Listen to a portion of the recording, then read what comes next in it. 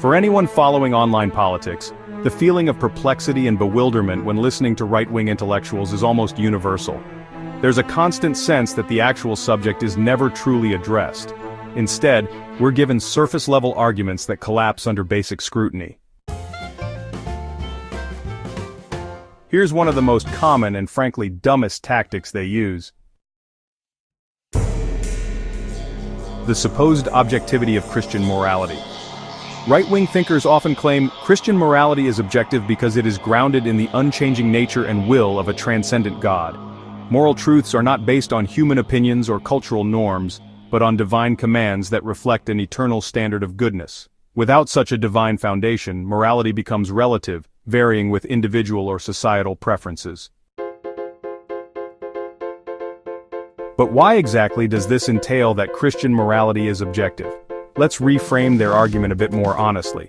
Christian morality is objective because it is grounded in the divine subjectivity of God, as recorded in the Bible. It's not based on human subjectivity but on God's subjectivity. And there it is, the circular move. This is a sleight of hand you'll see often in right-wing, especially theological discourse. The assumption is that appealing to divine authority magically makes morality objective. But if God is a subject, a will, a mind, a perspective, then you're still dealing with subjectivity.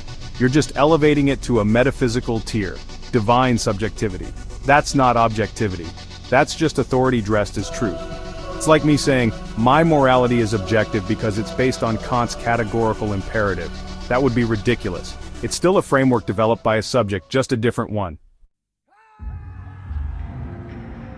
The right uses this tactic to avoid defending their moral views in comparison to others. If their morality is objective, they no longer have to argue about whether it's better, because it's supposedly beyond debate. It's not a dialogue, it's a decree. And that's not intellectual rigor, it is just laziness. The burden of proof trap. Let's say there's a debate titled, "Is secular humanism good?"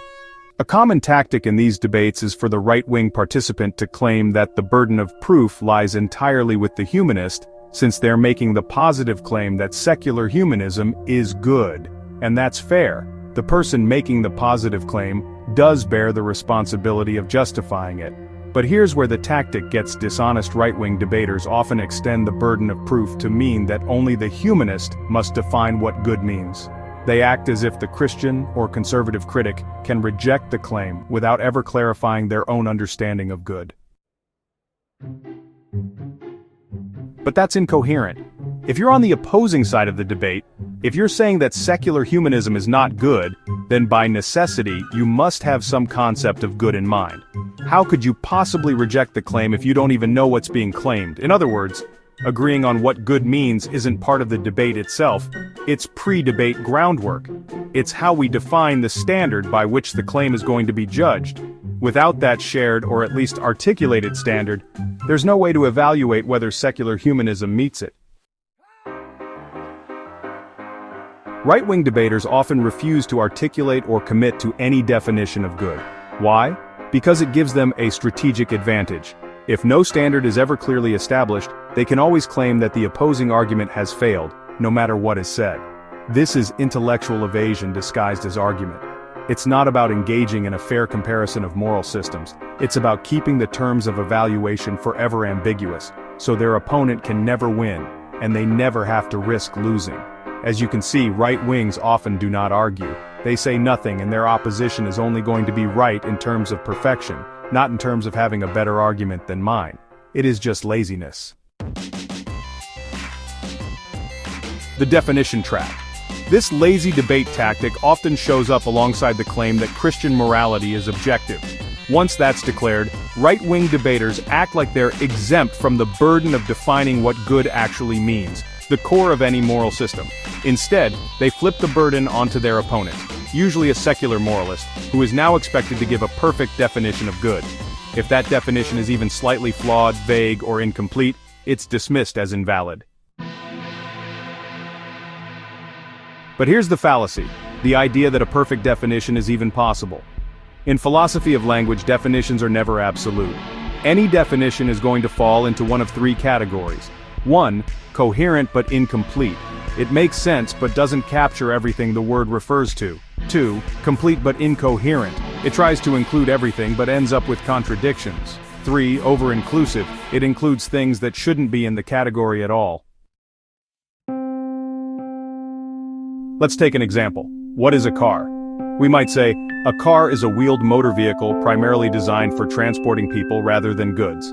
It typically has 4 wheels, runs on roads, and uses an internal combustion engine or an electric motor. But that definition isn't perfect. It might include some vehicles that aren't actually cars, like a 4-wheeled ATV or a small utility truck. Does that mean the definition is useless or wrong? Of course not. Because in reality, many concepts like car, game, or art work through what Wittgenstein called family resemblance. Things in the category share overlapping traits, but no single trait is necessary or sufficient on its own. Definitions in these cases are tools, not mathematical proofs, and this is exactly the mistake, or tactic, used by some right-wing thinkers. By claiming that Christian morality is objective, they avoid defining or defending their values. They assume their framework is above criticism because it's revealed or eternal, and then demand that secular alternatives must offer a flawless definition of good, something that's philosophically impossible. So instead of comparing two moral systems to see which is more coherent, applicable, or compassionate, they just say, I don't need to give you a definition, you do. And if it's not perfect, you lose. That's not debate, that's evasion. It's a strategy for not arguing while pretending to win an argument. It is just laziness. At some level, it feels like they know their position is hollow, so they just build rhetorical walls to keep criticism out. Ironically, the only thing they're consistent at is finding ways to avoid actually arguing, consistent in finding ways of being lazy. What all these tactics have in common, from the appeal to divine objectivity to the abuse of the burden of proof to the impossible standards of definition, is a deep unwillingness to engage in real intellectual work. Rather than construct and defend a coherent moral framework, many right-wing thinkers retreat into rhetorical loopholes designed to protect their views from scrutiny. This isn't about truth. It's about insulation. They don't want to define good, because then they'd have to defend it. They don't want to engage in comparison because then they might have to concede something. They don't want to play by fair rules, because they know their position is often less persuasive when examined carefully.